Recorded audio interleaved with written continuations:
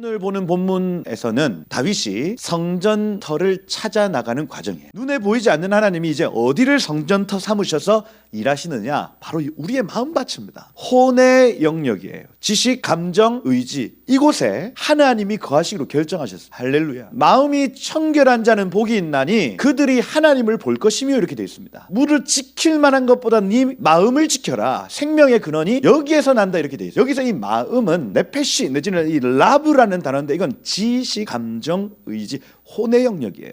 다시 얘기해서 우리의 지식을 깨끗하게 하고 우리의 감정을 깨끗하게 하고 우리의 의지를 깨끗하게 하면 그는 복이 있나니 하나님을 볼 것이며, 이렇게. 할렐루야. 하나님은 지금 어디에 거하시냐? 쉐키나홀에 거하십니까? 아니요, 우리의 마음에 거하십니다. 하나님 그걸 기뻐하세요. 예수께서 이 땅에 오셔서 3일 만에 저거 다 무너뜨리고 내가 3일 만에 다시 지을 수 있다, 이렇게 말씀하신 이유, 하나님이 거하실 만한 성전터는 저거 아니야. 내가 3일 안에 그 성전터를 지을 수 있어. 예수 그리스도의 십자가 사건이죠. 3일 만에 부활하셔서 이제 성령이 우리 안에 오시는 구조를 만들어 놓은 걸 성전을 다시 세웠다, 이렇게 표현하는 겁니다. 그리고 너희 몸이 하나님의 성전인 것과 이렇게 표현을 하죠. 할렐루야. 하나님이 내 마음속에 거하시네, 우리 알 수 있어요. 하나님이 여러분의 지식, 감정, 의지를 깨끗하게 하면 거기에 거하셔 버리는 겁니다.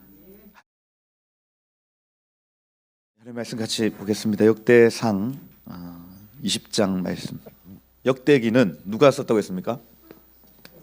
역대기 이는 에스라가 썼습니다. 에스라가 포로 이후에, 그러니까 BC 444년 이후겠죠? 그죠?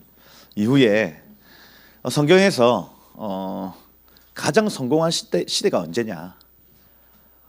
어디로 돌아가야, 우리로 치면은 르네상스죠. 어디로 돌아가야 이 시대가 하나님의 뜻에 부합한 시대겠느냐라고 성경을 계속해서 살펴봤더니 아담 시대도 아니고, 그다음 또 모세 시대도 아니고, 이때다 이때 하고 발견한 시대가 바로 다윗 시대예요. 다윗 시대. 다윗 시대 전체도 아니고, 다윗이 영적 컨디션이 이렇게 굉장히 이렇게 위로 올라와 있을 그때를 기준으로 삼습니다. 그리고 실제로 에스라 느헤미야서를 보면 그 다윗 시대 비슷하게 만들어 가는 모습을 볼 수가 있어요. 이때는 법궤가 회복됩니다. 법궤가 회복되고 잃어버린 법궤를 찾아서 온 이스라엘을 찾아다니다가 그곳에 있다 발견한 다음 법궤를 가지고 오는 이야기부터 다윗의 이야기가 시작이 되는 겁니다. 그러고 이스라엘 항상 망했을 때는 법궤 주변에 사람이 없더라. 그런데 천상에 올라가서 봤더니 다윗이 입신에 들어가서 올라갔는지 꿈으로 올라갔는지 어땠는지는 모르겠는데, 천상에 올라가서 봤던 하나님의 성전에는 사람들이 둘러싸 있더라. 이걸 사비브라고 제가 말씀을 드렸습니다. 그래서 솔로몬의 성전, 에스겔의 성전은 이 사비브, 그 다음 심지어 사도 요한이 봤던 새 예루살렘 도성까지도 모든 하나님 주변에는 사람들이 둘러싸 있다는 것을 본 거예요. 그래서 법궤, 그 주변에 사람들, 하나님을 홀로 내버려 두지 아니하고, 그걸 아자브라고, 하나님이 홀로 있다, 이 표현 굉장히 자주 씁니다. 그래서 학개서를 봐도, 학개서 이제 성전 건축 얘기를 하는데, 성전 건축이 다 되어진 다음에 학개가 이스라엘 백성들을 훈계하기를, 너희가 어찌 하나님의 성전을 떡하니 지어놓고 그분을 아자브하게 만드느냐, 이렇게 표현합니다. 그래서 이 아자브라는 이 단어는 하나님의 성전이 비어 있을 때를 늘 아자브, 이렇게 표현을 해요. 그래서 그렇구나, 하나님을 아자브하게 내버려 두지 않고 사람들로 채웠다, 특별히 레위 사람들로 채웠다, 요 얘기를 하고 있는 거예요. 구약에서 총 부흥이 7번 있었습니다. 그 모든 부흥들에는 이 법칙이 성립을 해요. 법궤 주변에 사람이 있다, 법궤 주변에 사람이 있다. 그걸 여기에서 이제 절기, 3번의 절기마다 이스라엘 백성들 모이라고 하거든요. 법궤 주변으로. 그래서 1, 2, 3, 요 법칙에 의해서 나라를 다스려야 되는구나, 그걸 정리해 놓은 책이 바로 역대기입니다. 이 관점을 잃어버리면 사무엘 상하 열왕기 상하하고는 똑같은 내용인 것 같은데 요 관점을 잃어버리면 그냥 같은 내용이다 이렇게 생각을 해요. 그런데 차이가 많이 있습니다. 많이 있어요. 오늘 보는 본문에서는 다윗이 성전 터를 찾아 나가는 과정이에요. 성전의 터 말입니다. 법궤는 찾았어요. 그런데 이걸 어디다 둬야 될지 몰라서 다윗성에 두고 있습니다. 지금 다윗성 자기 성 바로 옆에 두고 있어요. 그런데 지금 1년의 여러 가지 일들을 통해서 하나님이 이 장소다라고 얘기하는 시간이 바로 역대기 20장, 21장의 내용입니다. 그러니 여기 역대기 22장에 보면 역대상 22장에 보면 다윗이 이르되 이는 여호와 하나님의 성전이요 이는 이스라엘의 번제단이라 하였도다. 그 앞에 구절을 보면 기브온 산당에 이미 성막이 있는데도 불구하고 왜 이 장소라고 말씀하시는지를 감히 묻지 못하였더라 이렇게 되어 있습니다. 하나님이 이 아라우나의 타작마당이라는 이 장소에 딱 멈춰서고는 여기다라고 말씀을 하시는 시간이라고 해요. 이 시간이다. 그래서 오늘의 주제는 법궤 이 성전의 터를 찾아 나가는 과정이에요. 성전 터를 찾아 나가는 과정. 이게 중요하다 하는 겁니다. 그러면 오늘날 우리가 성전 터는 어디입니까? 성전 터 우리 마음이죠. 이겁니다. 이 지금 성전의 터를 찾아 나가는 과정이 여러분 쉬울까요, 어려울까요?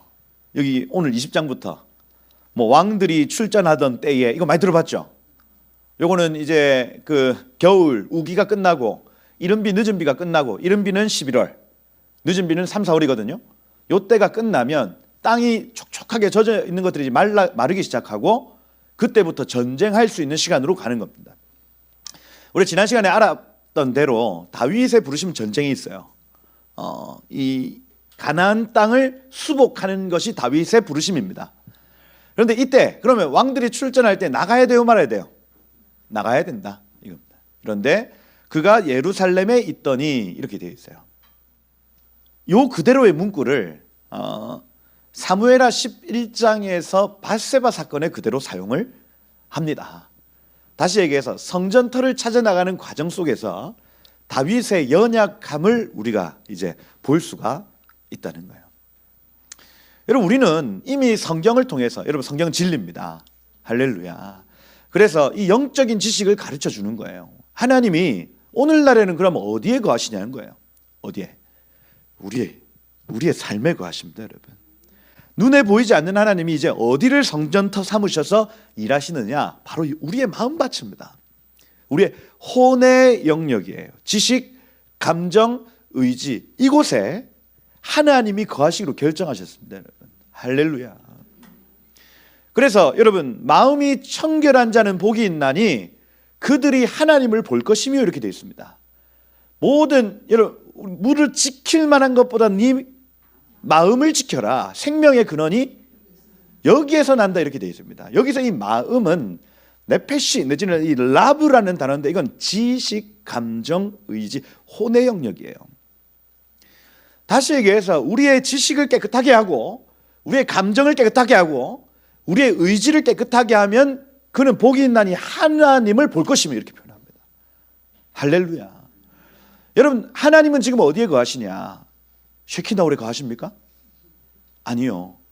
우리의 마음에 거하십니다. 하나님 그걸 기뻐하세요. 그래서 예수께서 이 땅에 오셔서 3일 만에 저 다 무너뜨리고 내가 3일 만에 다시 지을 수 있다. 이렇게 말씀하신 이유. 그때 헤롯 성전은요.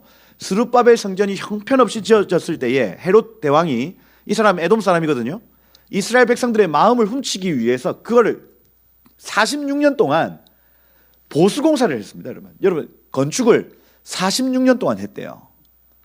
이 건물은 며칠 만에 지었을까요? 생명수교회 한 1년? 광장님 오셨어요.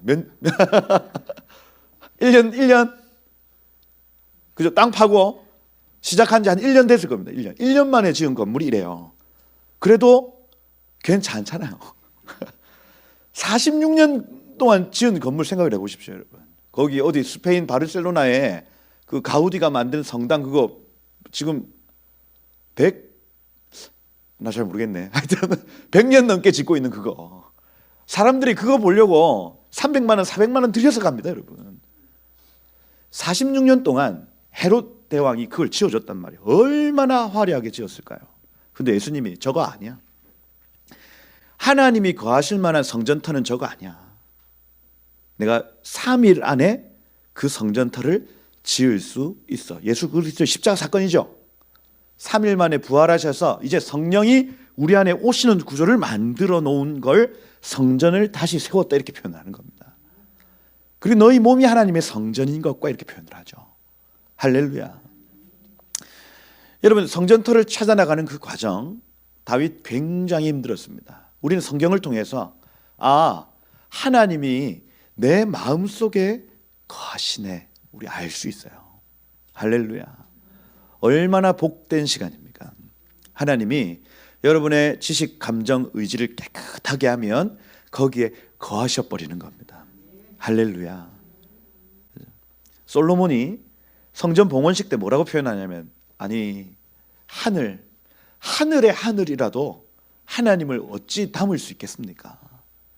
그럼 온 우주, 온 만물 안에도 주님은 담을 수가 없다 이렇게 표현하는 거예요. 그런데 신기하게 주님이 이 성전에 거하시겠다고 하시는 겁니까?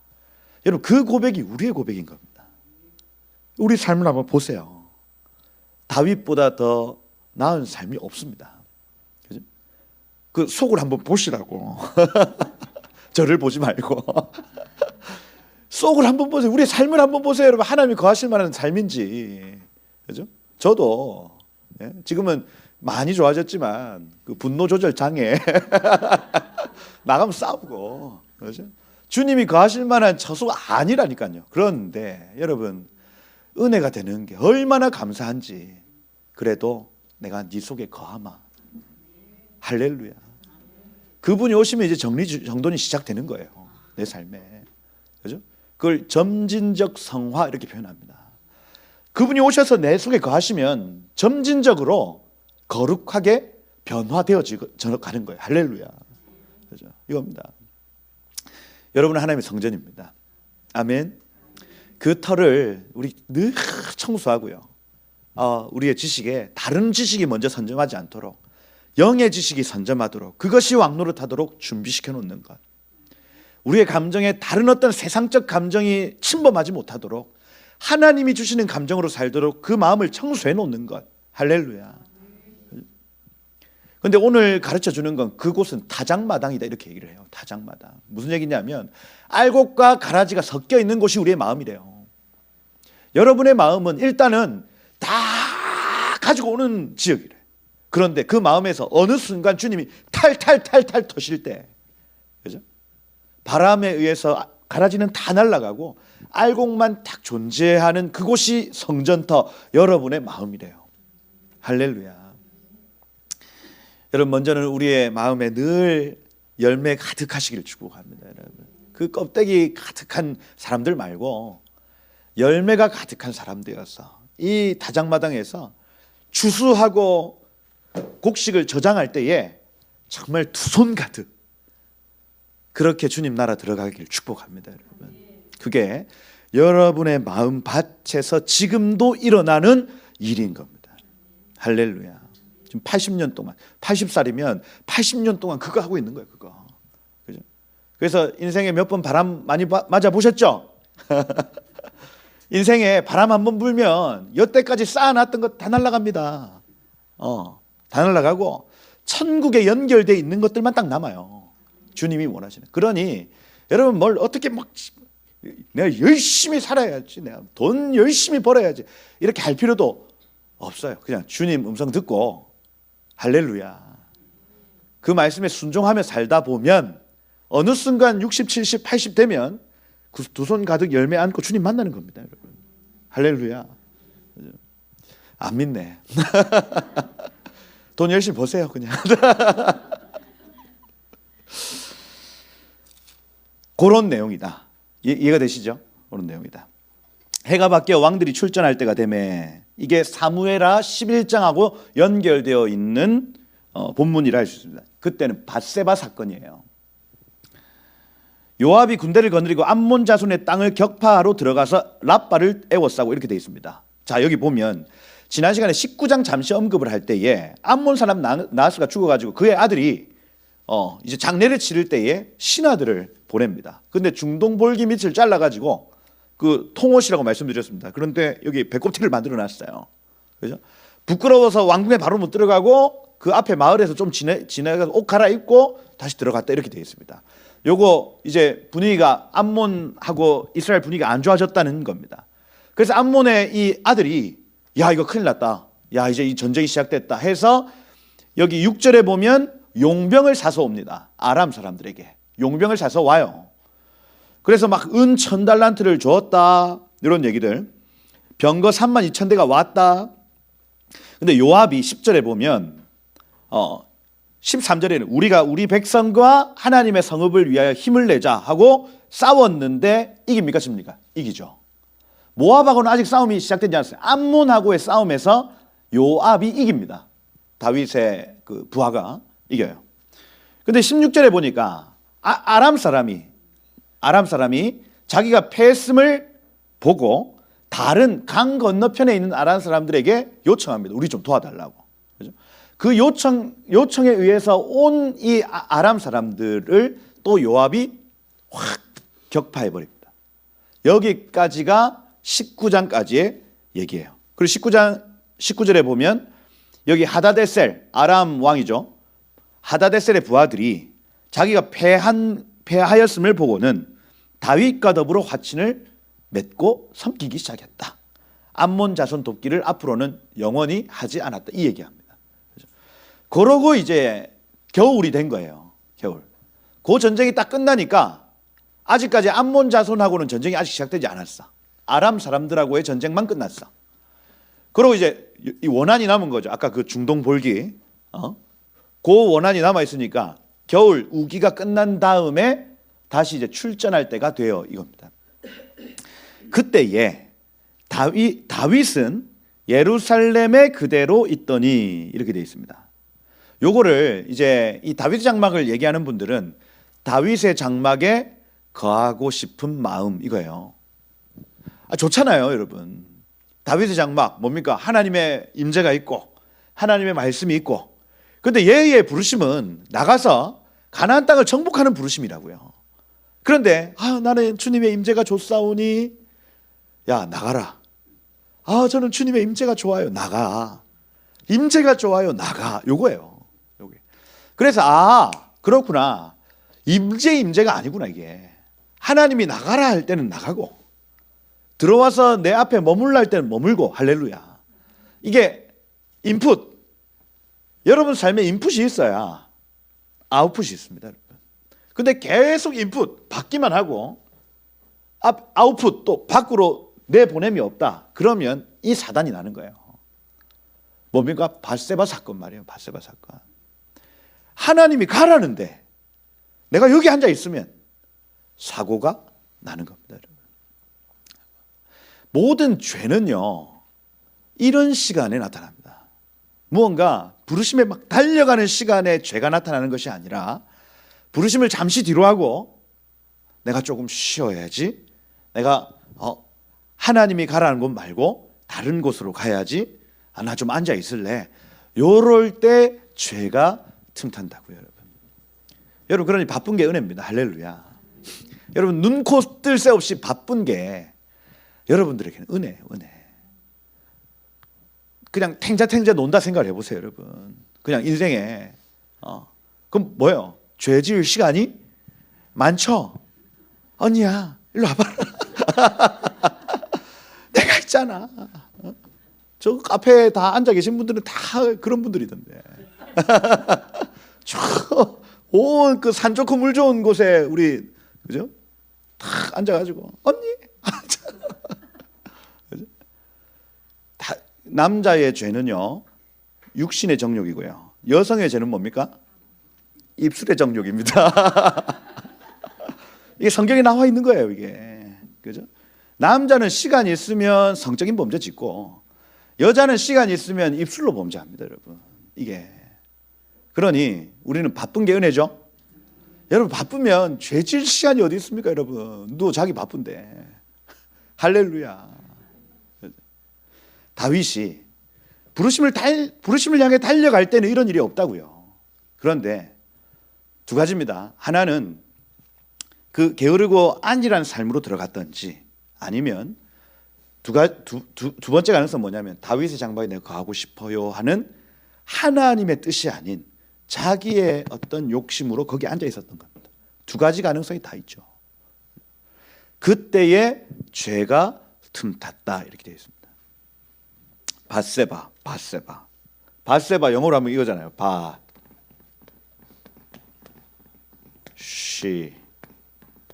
이거 아니에요. 그래서 바세바 목욕하다, 그녀,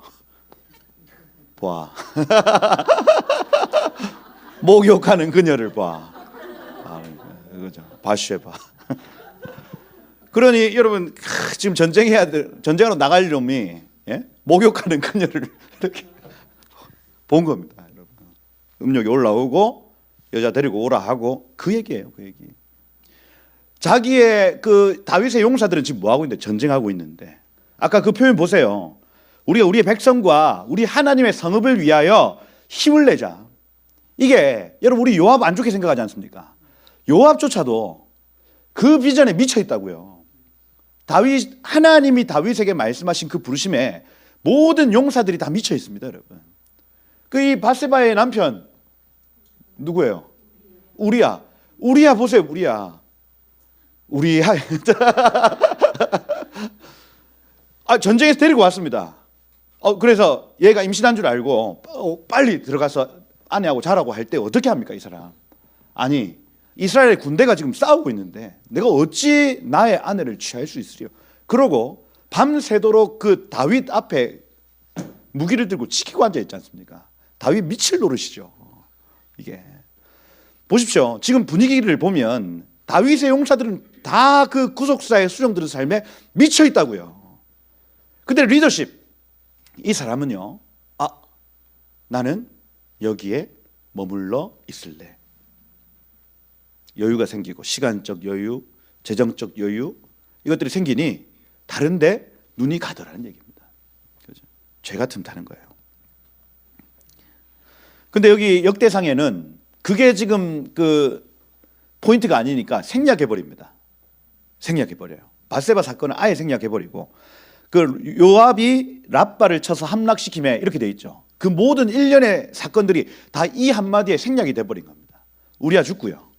그죠? 요압은 그 모든 상황을 다 압니다. 요압이는 이때부터 요압이 다윗에 대하여 계속해서 저항하는 어떤 마음을 가지기 시작해요. 틈이 된 겁니다. 틈이. 랍바를 쳐서 함락시킴에. 이게 다윗 49세 때 일어난 일입니다. 49세. 그래서 다윗의 연대기를 좀 이렇게 정리를 하면 이게 좀 이해가 쉽습니다. 다윗의 연대기 보시면 BC 1040년도에 다윗 태어났습니다. 출생이고 골리앗 사건 같은 경우에는 1025에서 20 이렇게 보거든요. 그래서 20살이 되기 전 골리앗 사건이고 아둘람 1020에서 1030까지 10년 동안 10년을 아둘람 생활을 해요. 공동체 막 도망다니고 이런 생활을 하더라. 1005년에 30세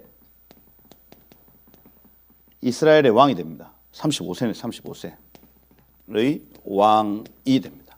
그렇죠? 왕이 되고 30세 요때의 헤브론에서 유다의 왕이 돼요. 왕이 되고 35세에 이스라엘의 왕이 된다. 이렇게 보시면 되겠습니다. 그리고 37세에 법궤를 가지고 오고요. 아까 법궤 이동하고 시온 정복 전쟁도 이때 일어납니다. 그러고 나서 49 9세 때 바세바, 요때 뭐 요빠, 암몬, 점령 이렇게 하고 우리아 사건도 이때 일어난다 보시면 되고, 그다음 인구조사 같은 경우에는 67세 때 일어나요. 67세 때 인구조사. 그렇다면 요때 일어나는 모든 일들이 지금 여기에 생략되고 있는 겁니다. 여기 20장에. 몇 년이에요? 한 17년? 18년? 한 20년 가까운 어떤 세월을 험악했을까요? 평탄했을까요? 요 바세바 사건 이후에 오만 일들 다 일어나죠. 오만 일들이 막 그죠?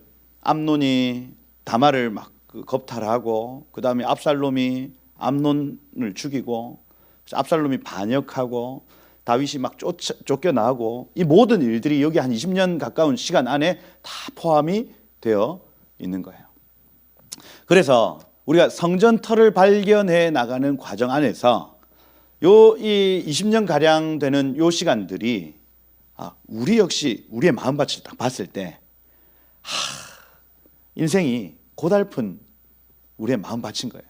마음밭. 그거를 잔적으로 보여주는 본문들이라 할 수가 있습니다. 이 관점으로, 그러니까 아까 그 역대기의 관점으로 이 모든 사건들을 봐야 한다. 성전터의 관점으로 보는 거다.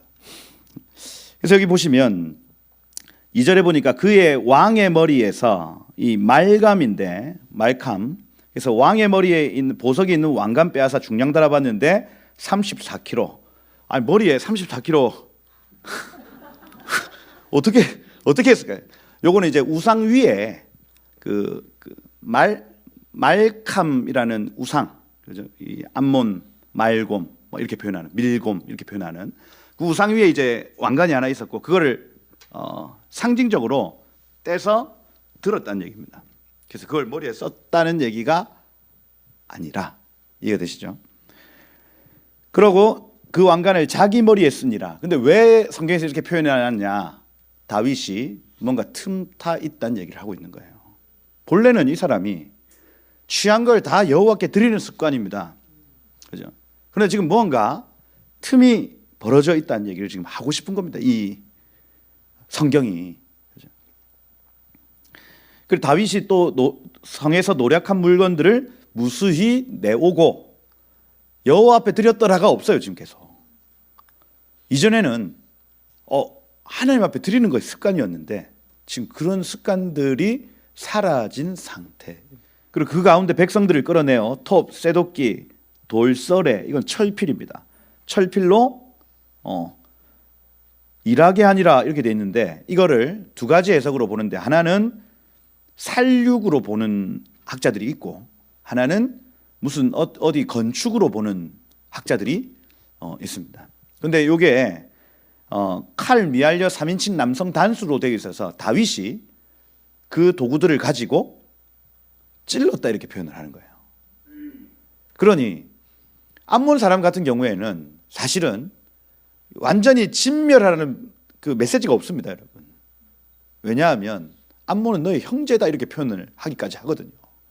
총회에는 들어오진 못하지만 진멸해야 될 대상은 아니다 이렇게 표현합니다. 그런데 지금 다윗이 임의적으로 도끼, 그 다음에 뭐 여기 지금 적혀 있는 게 톱, 쇠도끼, 철필 이런 것들 가지고 찌르고 자르고 했다 이렇게 적어 놓은 거예요. 지금 다윗에게 붙어 있는 여러 가지 동사들이 긍정적인 동사들이 아니라 부정적인 동사들이 다 붙어 있습니다. 지금 이게 하나님이 거하실 만한 본래 우리의 상태라고요. 본래 우리의 상태. 다윗이란 이 사람이 특출난 사람이 아니란 얘기입니다, 여러분. 우리도 다 똑같아요, 여러분. 우리 안에 나의 이익을 위해서 우리에게 칼자루가 딱 주어지면요, 이걸 우리가 어떻게 사용할지 아무도 알 수가 없는 겁니다. 내 눈앞에 정말 멋진 여인이 있었을 때 그 눈이 하나님을 바라보지 않고 저 여인을 바라볼 수 있는 존재가 우리들이에요, 여러분. 이게. 그런데 그럼에도 불구하고 하나님이 너의 속에 거하겠다 얘기하시는 겁니다, 이게. 다윗이 암몬 자손의 모든 성읍을 이같이 했다. 다윗이 모든 백성과 함께 예루살렘으로 돌아왔다. 이렇게 말합니다. 그리고 여기 4절부터 8절까지는 사무엘하 21장에 나타나는, 시간이 많이 지나서 또 일어난 일들인데, 여기에서 맹점은 그겁니다. 다윗이 죽이지 않아요. 용사들이 계속해서 전쟁합니다. 그래서 이 18년 동안 다윗은 전쟁에 나서지 않습니다. 나를 따르라. 여태까지 이렇게 살았던 다윗이 한 49세 이후로부터는 전진 앞으로 하는 거. 자, 나가 하고 자기는 뒤로 돌아야 됩니다. 그게 여기 4절 20장 4절에 후사 사람 십부게가 십배를 쳤다. 5절에 야일의 아들 엘하난이 라흐미를 죽였다. 7절에 쌈마의 아들 요나단이 그를 죽이니라. 이렇게 되어 있습니다. 다시 얘기해서 여기 20장은 다윗이 전쟁에 나가지 않았다. 그 얘기예요. 여러분의 그 부르심이 날로 선명하고 분명하게 축복합니다. 하나님 가라하시면 가고 설하시면 서는 일. 이것이 멈춰지면 그냥 아유 나 모르겠어. 나 이제 그냥 쉴래. 에이 몰라. 이렇게 하는 순간 다윗이 자기의 부르심을 딱 멈춘 그 순간이 곧 죄의 순간이요. 그 순간이 곧 고난의 시작임을 알 수가 있습니다. 물론 하나님이 언젠가 여러분 또 쉴 때 쉬라고 하십니다. 여러분. 그때는 쉬어야 돼요. 할렐루야. 하나님 쉬라고 하는데 계속 또 나가는 존재들이 있어요. 무서운 존재들이죠. 이게 그러면 그게 또 죄의 순간이 되어지는 겁니다. 고난의 시작 이렇게 표현하는. 그러니 하나님의 음성을 듣는 삶이 너무너무 중요하다. 할렐루야. 우리 삶에 하나님이 원하시는 일이 어떤 일인지를 알고 그 뜻을 행하는 삶이요. 제가 느끼기에는 우리 신앙생활의 전부입니다. 전부예요. 오늘 하루 눈 떠서 주님이 원하시는 것을 알고 그 뜻을 행하는 것이 우리 신앙생활의 전부라고요. 아니 우리 삶의 전부입니다. 그걸 성경은 계속 가르쳐요. 예수님이 이 땅 가운데 오셔서 하신 일이 바로 그겁니다. 아버지 내 뜻대로 마옵시고 당신의 뜻대로 하옵소서. 이걸요 매일 아침 눈을 뜨면 아버지가 시키시지 않은 일을 내가 하지 않는다 결정하고 그냥 하루하루를 그렇게 살아가는 거예요. 이게 습관이 안 돼 있으면 우리 시간 내 건 줄 알고 내 마음대로 씁니다. 그런데 이걸 하루하루 여러분 한번 세워 나가 보십시다. 하루 눈 뜨면 주님 오늘 제가 뭘 할까요? 한 가지를 말씀하시면 그 한 가지를 위해 오늘 하루 살아가는 거예요. 할렐루야. 근데 하나님은 질서의 하나님이죠. 뭐 뜬금없이 막 여러분 삶에 갑자기 뭐 어디 가서 저기 피지에 가서 뭘 해라. 여러분 하나님은 모든 일들을 감당할 때 감당할 만한 것들을 감당케 하시는 거예요. 뜬금없이. 그거는 두세 증인이 찾아와서 얘기할 때 하세요. 제발 하나님 음성 들었다 해가지고 또 희한한 얘기하지 말고. 이게 또 자 이런 설교를 자주 하다 보니까 저 하나님 음성 들었어요. 이러고 옵니다 또. 그럼 두세 사람 증인이 있냐? 하나님의 말씀에 확증이 있냐? 그걸 다 할렐루야. 이 설교를 듣는 모든 분들 하나님의 음성 듣는 사람 너무너무 중요합니다. 중요하고 그것이 우리 신앙생활의 전부, 우리 삶의 전부일 수 있습니다. 그리고 그것은 훈련되어져야 한다. 아멘이시죠? 훈련되어져야 된다. 다윗이 그 삶을 멈췄더니 그것이 곧 죄의 시작이었고 고난의 시작이었다. 여러분 아무 이유 없이 막 고난 당하는 것 같잖아요. 여러분 인생 내 인생은 왜 이래? 제가 비밀을 가르쳐 드릴게. 하나님하고 아다리가 안 맞았어요. 하나님 좀 하이파이브 하지 않은데 이렇게 있고 하나님하고 박수도 이게 맞아야 쳐지지. 그러니 우리 인생이 힘든 겁니다. 이게 하나님 가자 하면 가고 서자 하면 서야 되는데 가자 하면 서고 서자 하면 가고 우리 인생이 힘든 이유다. 그렇다면 오늘 지금 여기 오늘 이 기도회가 마친 다음 주님 저 그럼 뭐 하면 돼요? 묻는 것이 첫 번째예요. 주님 제가 여기에 있을까요? 주님 이 사람 만날까요? 주님 어떻게 할까요? 묻는 것이요. 묻는 것. 여기 21장에 보니까 사단이 일어나 이스라엘을 대적하고 다윗을 충동하여 이스라엘을 계수하게 아니라 이 18년 이후 67세입니다, 여러분. 67세. 그래서 이 사무엘서를 봐도 역대기를 봐도 이 18년의 이 시간은요. 야, 다윗 그냥 바라만 봐도 가슴이 답답해지는 시간입니다. 사무엘하를 한번 읽어보십시오. 가슴이 답답해집니다. 그 이전까지는 다윗이 어디를 가든지 이겼더라 했는데 하나님하고의 연결이 딱 끊어졌더니 이 시간은 그냥 여기에서는 삭제가 된 시간이에요. 에스라의 그 의도는 분명합니다. 이 시간은 하늘에 기록되지 않는다 이거예요. 그 의도를 분명히 파악해야 됩니다. 그렇다면 우리의 삶에도 마찬가지입니다. 하나님과 연결되지 않는 모든 일들은 하늘에 기록되지를 않습니다. 성경에 많은 인물들이 있지만 어떤 사람의 분량은 이만큼이고 어떤 사람의 분량은 요만큼인 것, 이건요 이게 영적인 어떤 그 의미가 있어요. 의미가 하늘의 책에 어떤 사람의 기록은요 어떤 사람의 기록은 하나, 둘, 셋, 세 개 이렇게 되는 겁니다. 그것이 곧 우리의 상급 되어지는 거예요. 사단이 일어나 이 67세 다윗의 67세 여태까지 틈이 벌어져 있겠네. 다윗을 충동하여 이 수트라는 단어 선동하다, 충동하다, 유인하다, 자극하다 이렇게 되어 있습니다. 다윗의 마음을 자극하여 이스라엘을 계수하게 아니라 마나라는 단어 마나 메네 데겔 우바르시 할 때 그 메네입니다. 세어보고 세어보니. 여러분 이스라엘의 숫자 체크는요 하나님이 시키실 때만 하는 겁니다.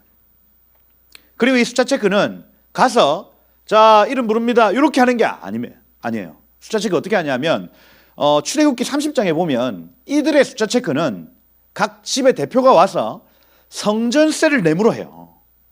무슨 얘기입니까? 얼굴을 하늘로 들고 있는 자가 와서 성전세 반세계를 내면 그 반세계를 숫자를 체크해서 60만 3,550개 그래서 여기에서 이 나라에서 하나님을 경외하는 가족의 숫자 하나님을 경외하는 무슨 기준이에요? 절기 때 하나님의 전에 아까 사비브 둘러싸는 자들의 얼굴 그 사람들 숫자입니다 여러분. 그래서 여러분 이스라엘의 계수라고 하는 건 군대 숫자 체크하는 게 아니라 하나님의 형상 닮은 어른들의 숫자예요 여러분. 남자들의 숫자. 그리고 이 남자의 영향을 받는 벤과 이샤가 있지 않습니까? 아내와 아이들은 아버지의 얼굴을 닮아가는 거예요. 이겁니다 이거. 그러니 여기 지금 다윗이 실수하고 있는 부분이 뭐냐면 오로지 이 사람들을 지금 군인 내지는 어떤 국력으로 보는 거예요. 국력으로. 하나님의 형상됨으로 바라보지 않고. 왜 그렇습니까? 이거 왜 이럴까요? 성경에서 멀어져 있는 상태, 토라에서 멀어져 있는 상태.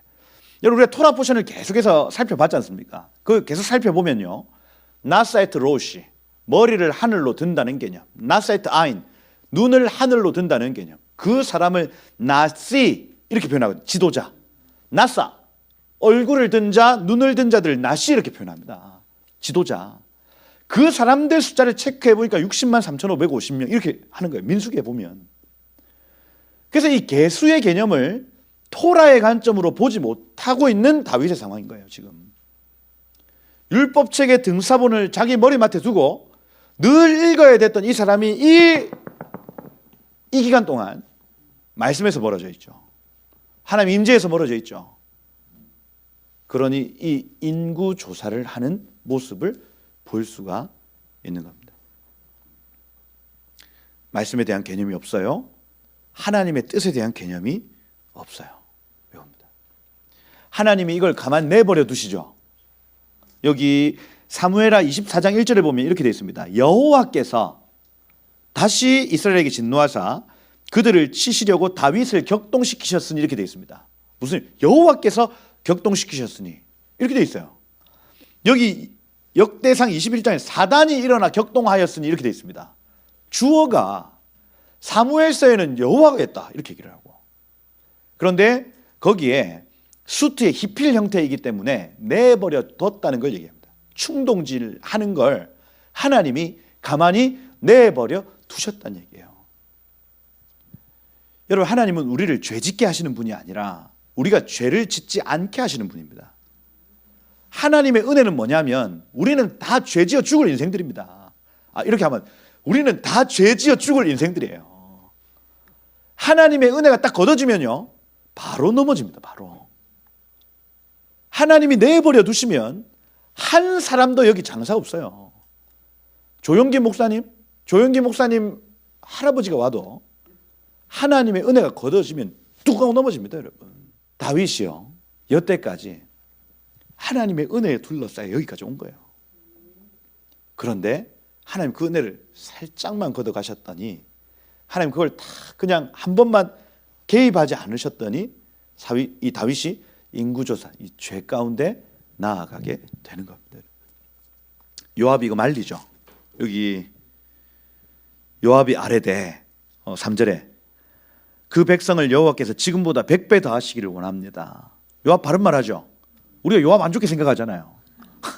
그런데 이때 요압도 같이 늙어가는 처지입니다. 여러분, 왕이시여, 당신에게 하나님이 100배로 많게 하시기를 원합니다. 이거는 하나님의 뜻이 아닌 것 같아요. 아무리 얘기를 해도 하나님의 은혜가 걷어지니까 못 알아먹는 겁니다. 못 알아먹어요. 주변에서 못 알아먹는 분들 많죠? 다 그렇게 이해하면 돼. 아무리 얘기를 해도 못 알아먹는 거예요. 못 알아먹는 거. 하나님의 은혜가 걷어진 상태입니다. 여러분,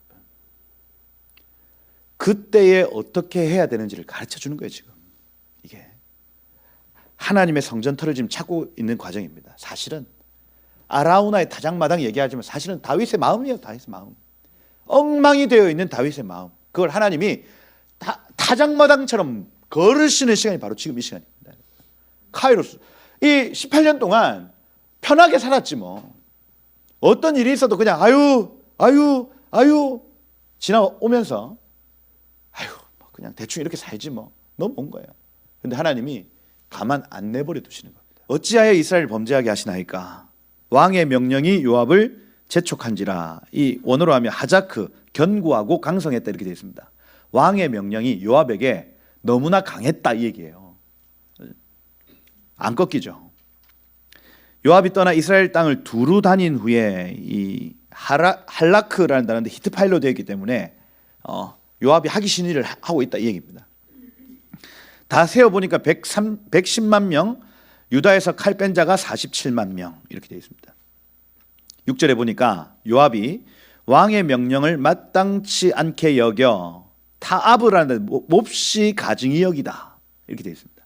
요압이라는 이 사람이 이 명령을 너무너무 싫어했대요. 너무너무. 뭐 여러 가지 이유가 있겠지만 사실 이건 율법에 반하는 행동입니다. 성전세로 이걸 계산하지 않고 돌아다니면서 숫자 체크하는 것, 이건 이방인들이 하는 거예요. 이방인들. 사람 수 하는 겁니다. 여러분, 교회에 사람 수가 많은 거 참 중요하게 보여지만 사실은 성전세의 개념을 보면 하나님의 형상을 입은 자가 몇 명인지 체크하는 게 더 좋습니다. 이거예요. 사람 체크하는 거, 이거 인구조사일 수 있습니다. 인구조사. 우리 사람 수 이만큼 있어. 아니, 하나님 원하시는 건 그게 아니에요. 나사이트 로시, 얼굴을 하늘로 들고 있는 자가 몇 명이냐, 이게 중요한 겁니다. 여러분. 그래서 생명수 교회는 이 체크 잘 안 하죠. 출석을 예전에는 우리 양교 목사님 앞에 가가지고 야 왜 안 왔어? 몰라. 난리 납니다, 난리. 그죠? 근데 이 교회 딱 이사하고 나서부터는 이런 체크가 무의미하더라고요. 오고 가고. 그래서 우리의 중점은 뭐냐? 하나님의 형상은 누구인가? 누가 하나님의 형상으로 지금 변화되고 있는가? 거기에 중점 맞춰야 됩니다, 여러분. 그게 인구조사예요, 인구조사. 이방인들은 이렇게 했다고요. 사람이 몇 명인지, 몇십만 대군인지. 하나님의 인구조사는 뭡니까? 누가 하나님과 연결되어 있는지를 보는 겁니다. 그 사람이 단 10명이라 할지라도 그 게임은 이기는 거예요. 이게. 그래서 요압이 열받아 레위, 베냐민 계수하지 않습니다, 여러분. 지 마음대로 했다는 거죠. 무슨 얘기입니까? 이 통계는 정확하지 않다. 이겁니다. 요압 이것도 물건이죠. 기분 나쁘다고. 뭐 대충 해요, 대충. 대충 110만 명 이렇게 가버리는 거예요. 마음에 안 드니까. 7절에 보니까 하나님이 이 일을 악하게 여기사 이렇게 되어 있습니다. 이 원어로 하니까 그의 눈에 근심이 되었다 이렇게 되어 있습니다. 하나님의 눈에 이 일이 근심이 되었다. 말씀대로 하지 않으면, 하나님의 의도를 파악하지 못하면 하나님의 눈에 근심이 됩니다. 우리가. 그리고 이스라엘이 낙하, 침을 당합니다. 8절에 보니까 다윗이 아뢰되 내가 이 일을 행함으로 큰 죄 하타와 간약에서 빗나갔습니다. 그리고 이제 간구합니다. 내 죄를 용서하여 주옵소서. 여기 용서하여 주옵소서 아바르거든요. 히브리인 할 때 그 아바르입니다. 아바르는 지나가다, 건너가다라는 의미. 그래서 하나님 이번 한 번만 넘어가 주세요 이 얘기예요. 정신 못 차렸죠? 하나님 한 번만 넘어가 주십시오. 그냥 아바를 해 주십시오 이겁니다. 내가 심히 미련하게 행하였나이다.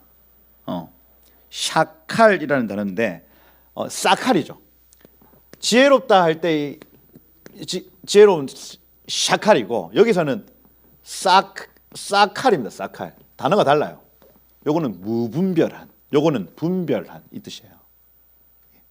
그 사칼을 지금 사용을 합니다. 나 분별을 못했습니다. 이번 한 번만 그냥 넘어가 주십시오. 이거예요. 딱 맞을 짓을 하죠. 하나님 분별 못했습니다. 한 번만 지나가 주십시오. 그냥 모른 척하고 그냥 넘어가 주세요. 그냥 이거예요.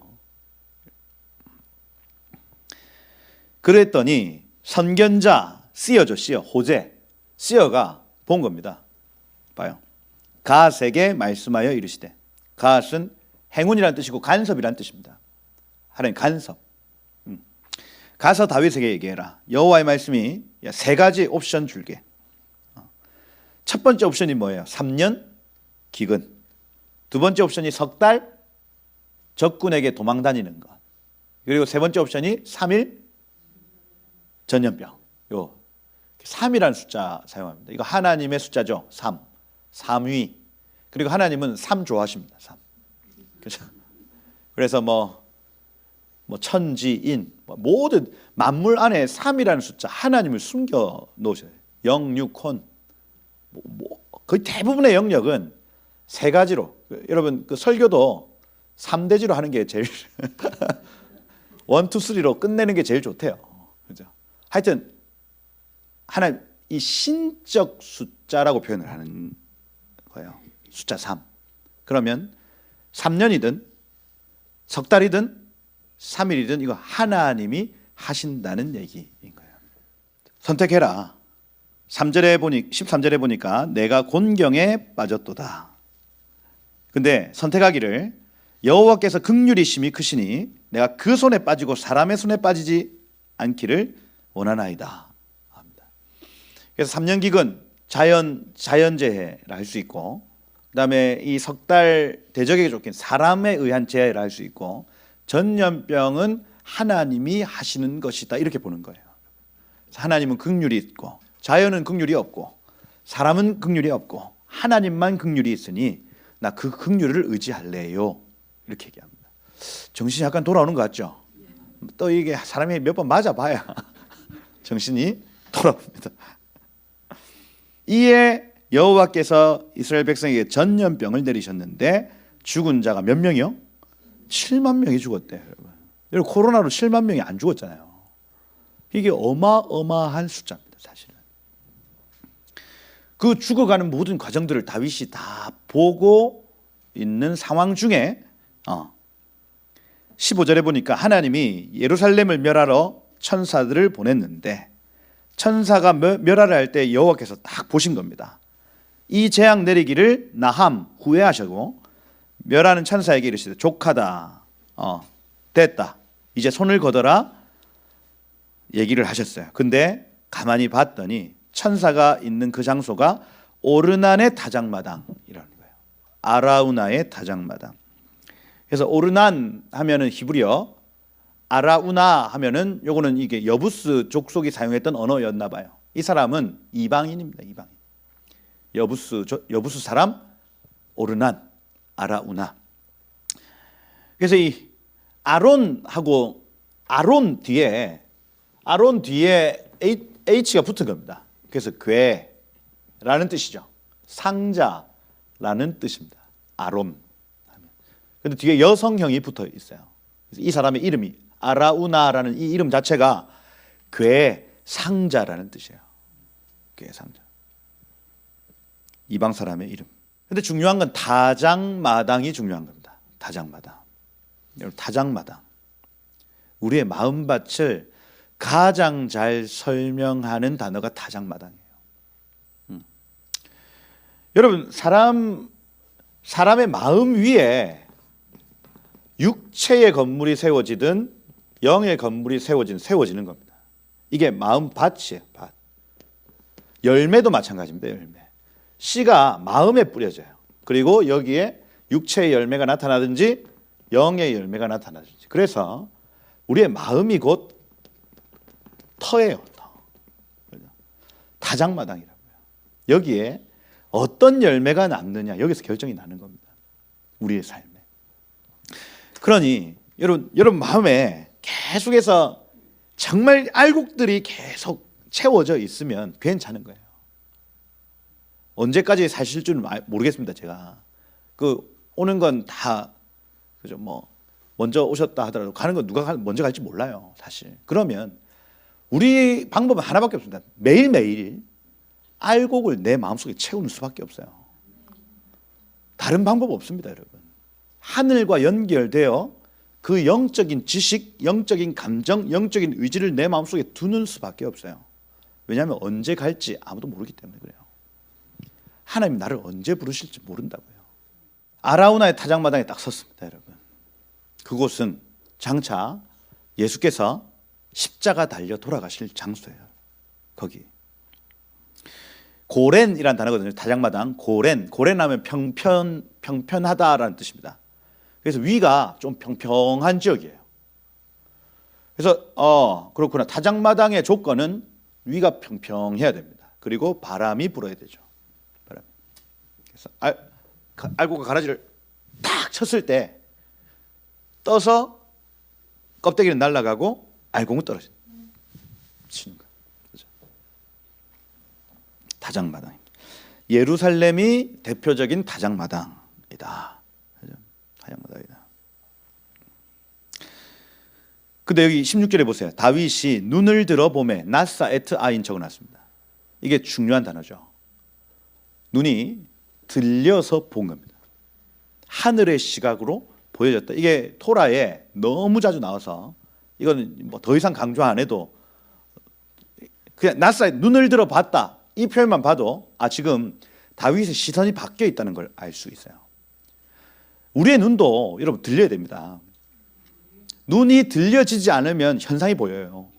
근데 눈을 들어보면 영적인 세계가 보입니다.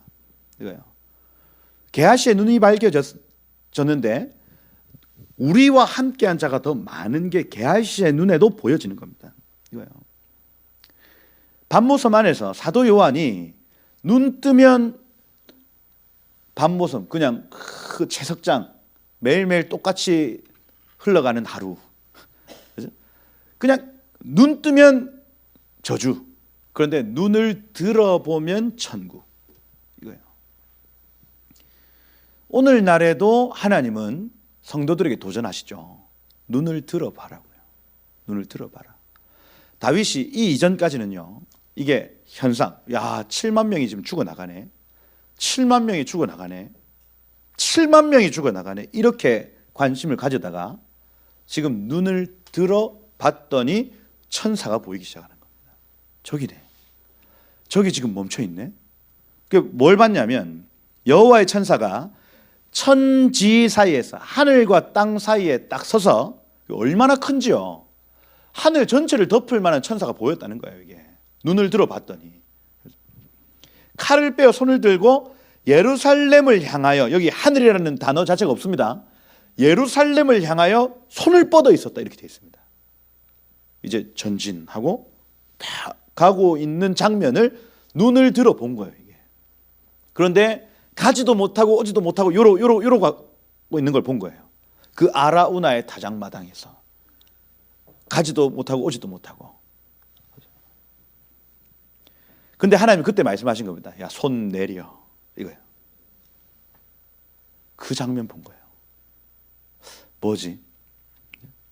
그 장로들과 함께 굵은 베옷 입고 얼굴을 땅에 엎드려서 뭐라고 드디어 끼어들 틈이 생긴 겁니다. 하나님, 제가 죄를 지었는데 왜 백성들을 때리십니까? 저를 혼내주세요. 그 얘기합니다. 이게 메시아성이죠. 이것도 토라 포션에서 얘기한 건데, 메시아성의 회복입니다. 유다가 요셉을 팔아먹었던 유다가 나중에 베냐민이 잡혔을 때 걔 대신 나를 영원히 종삼아 주세요. 이게 메시아성의 회복이에요. 다른 사람의 목숨을 위해서 내가 내 목숨을 드린다는 개념입니다. 예수께서 그렇게 하셨고 오늘날도 마찬가지입니다. 내가 저 사람을 위해서 나의 목숨을 줄 수 있는 사랑이 가장 큰 사랑이다. 메시아성이에요. 메시아성. 지금 이 메시아성의 회복입니다. 다윗이 백성들을 죽이지 마시고 나를 죽여주십시오. 메시아성의 회복이에요. 여러분들도 메시아성이 회복되시길 축복해요. 여러분, 이웃사랑, 하나님 사랑과 이웃사랑이 천국의 특징인데 그 사랑의 결정체는 저 사람을 위해서 내가 죽는 사랑입니다. 이거예요. 저 사람을 위해서 내가 죽을 수 있냐? 쉽지 않죠. 그런데 천국에서 가장 큰 자가 그러한 사랑을 실천하는 자다, 이렇게 얘기를 해요. 얼마나 놀랍습니까? 다윗이 지금 메시아성을 회복했습니다. 주의 백성에게 내리지 마십시오. 나와 내 아버지의 집을 쳐주십시오. 그러니까 여호와의 천사가 다윗에게 얘기하랍니다. 다윗은 올라가라. 아라우나의 다장마당에 올라가서 제단을 쌓아라. 20절에 보니까 오르난 이방인입니다. 이방인이 밀을 타작하다가, 그러니까 6월에서 8월 사이겠네. 여름이에요, 여름. 밀 타작 시간. 여름에 막 타작을 하고 있는데 천사가 오고 있는 장면을 보는 거예요. 본 거예요. 그리고 내 아들과 함께 숨었다. 그 뒤에 다윗이 나타나는 겁니다. 얼굴을 땅에 대고 다윗 절했다. 야, 타작하는 곳 상당한 값으로 내게 넘기라. 근데 공짜로 주겠다 하죠. 23절에 보면 소들은 번제로 드리시고 이 기계는 목재로 사용하시고 밀은 소재물로 삼으십시오. 다 드리겠습니다. 아니다, 그렇지 아니하다. 반드시 상당한 값으로 살 것이다. 구원은 공짜가 아니죠. 네, 이 구원의 장소에서 그걸 얘기하고 있는 겁니다. 구원은 공짜 아니야. 우리가 지금 누리고 있는 하나님 나라 공짜 아닙니다. 그죠? 예수께서 값을 지불하시고 어마어마한 값을 지불하시고 지금 우리에게 주신 거예요, 여러분. 그걸 가르치기 위해서 지금 다윗이 지금 이렇게 지금 하고 있는 거예요. 금 600세겔 72kg입니다. 72kg. 와, 오늘날 얼마겠어요, 여러분? 땅값이 금 72kg. 1kg도 없잖아요, 우리는. 1kg가 뭐예요? 야, 하여튼 뭐 많은 값. 거기에 제단을 쌓고 화목제를 드렸다. 거기에서 메시아를 기념하는 제사를 드린 겁니다. 죄가 넘어가는 제사를 드린 겁니다. 그랬더니 칼을 칼집에 꽂았더라. 그리고 28절이 중요한 부분인데 지금 번역이 좀 매끄럽지 않아요. 이 히브리어로 정확하게 번역을 하면 여호와께서 오르나의 타작마당에서 응답하실 그때에 다윗은 그 때를 보았더라. 이렇게 되어 있습니다. 그 때를 보았다. 그 때가 이 카이로스, 에트라는 단어를 사용합니다.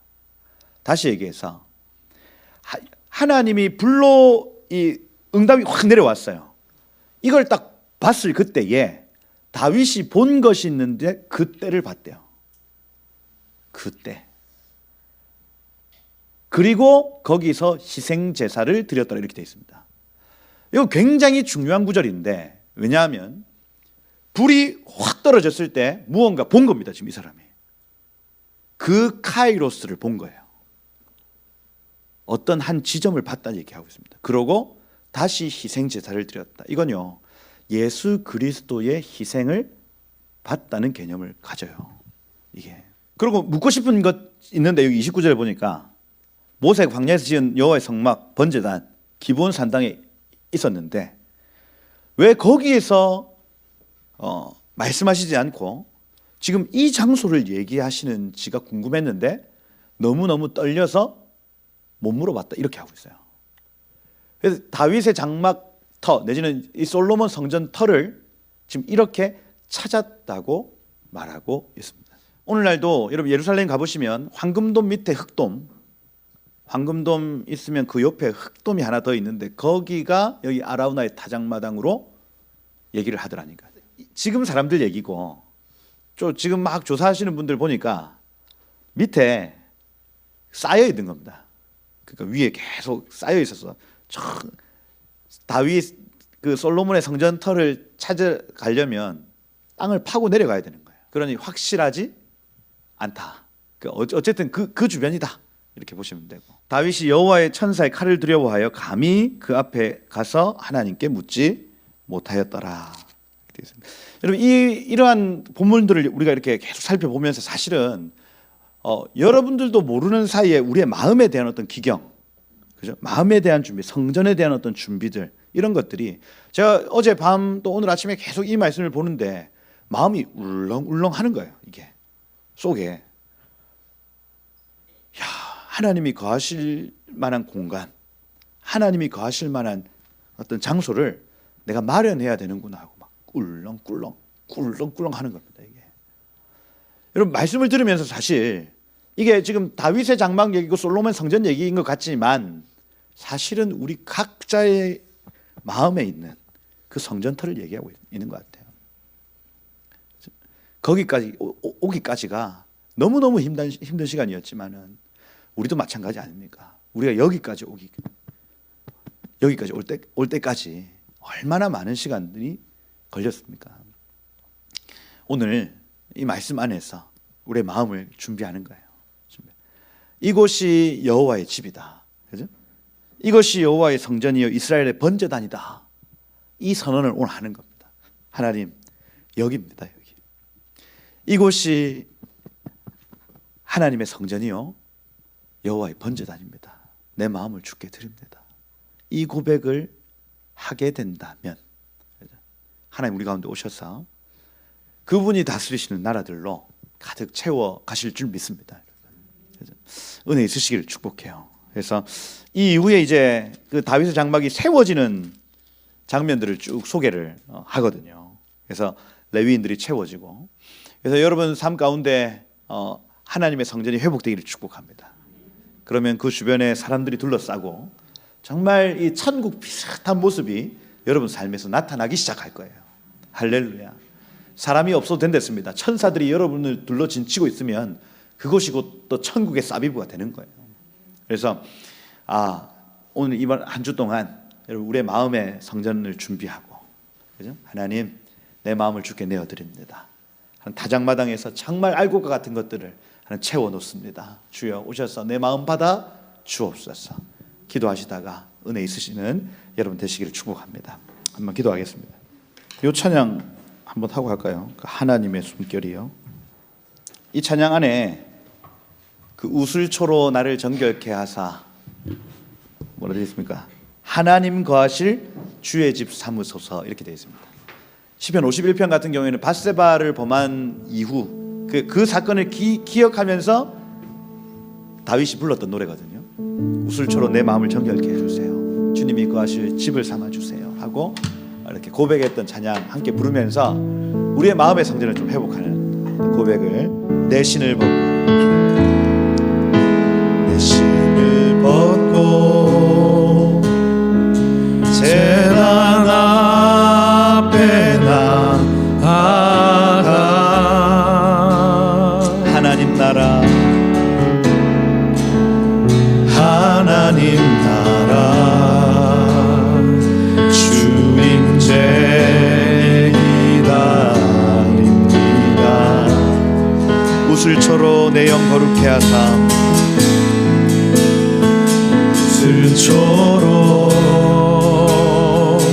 내 영 거룩해 하사 하나님 거하신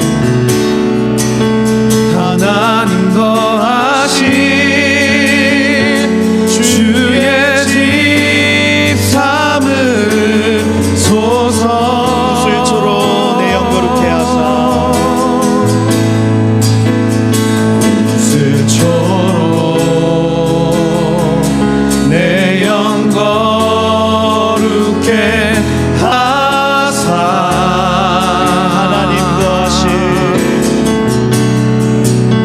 하나님 거하신 주의 집 삼으소서. 하나님의 숨결이여 하나님의 숨결이여 소멸하는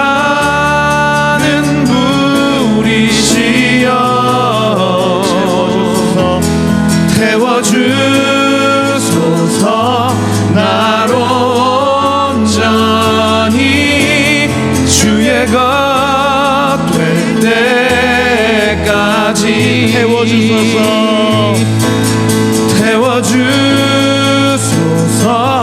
나로 온전히 주의 것 될 때까지. 기도합시다.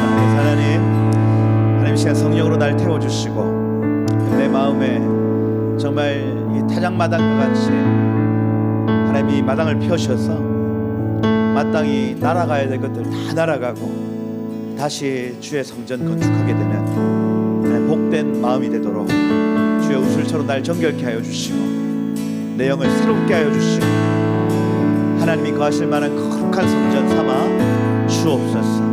모든 가라지들은 태워질지어다. 알곡이 남아 하나님의 영광 하나님의 임재를 담아내는 거룩한 처소로 세워질지어다. 우리 한번 그렇게 선포하고 기도하며 나가도록 하겠습니다. 함께 기도하겠습니다. 주여 하나님 거하신 주의 집 삼으소서. 하나님의 숨결이여 소멸하는 불이시여 태워주소서. 나로 온전히 주의 것 될 때까지. 하나님이 구하시는 제사가 상한 심령이라 하였습니다. 상하고 통회하는 마음을 주께서 멸시하지 아니하시고 주님은 은택으로 시온에서 서 토부를 나타내시고 예루살렘 성을 쌓으실 것입니다. 주님, 그때 우리가 의로운 제사 번제를 주 앞에 온전히 드리게 될 것이며 그때 그들이 숫소를 주의 제단에 드리게 될 것이다. 하나님 우리 다윗이 의뢰했던 하나님이 우리의 하나님이심을 이 시간 고백합니다. 주님 오셔서 하나님 우리 각자의 심령 가운데 하나님 나라를 나타내시고 하나님 성전을 세워 가시옵소서. 특별히 이 교회 가운데 구속사에 수종드는 자들 이 발걸음이 멈춰지지 않게 하시고 모든 리더십들, 담임 목사님, 우리 장로님들 모든 리더십들의 마음에도 하나님 달려가고자 하는 귀한 마음들 부어주셔서 하나님 넘어지고 자빠지는 일 없이 끝까지 주님 앞에 쓰임받다가 주님 맞이하는 교회 되게 하여 주옵소서. 하나님, 그래서 하나님이 성경을 기록하신 목적이 우리로 거울 삼아 너희는 실패하지 말라고 적어 놓으신 것인 줄 우리 믿습니다. 주님 오셔서 하나님이 공동체를 새롭게 하여 주시고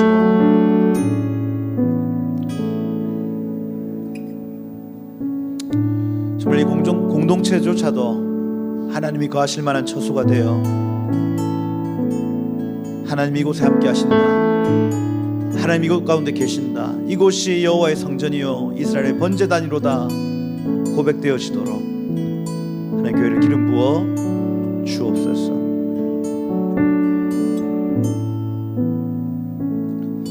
하나님 이 한 주 동안 그러한 우리의 마음의 준비가 되어지게 하시며 주님, 그래서 우리의 생각과 우리의 사고와 우리의 지식, 감정, 의지의 모든 영역에 하나님의 샬롬이 말지어다, 하나님의 샬롬이 말지어다, 천국의 것들이 부어질지어다, 천국의 지식이 채워질지어다, 천국의 감정들이 쏟아질지어다, 천국의 의지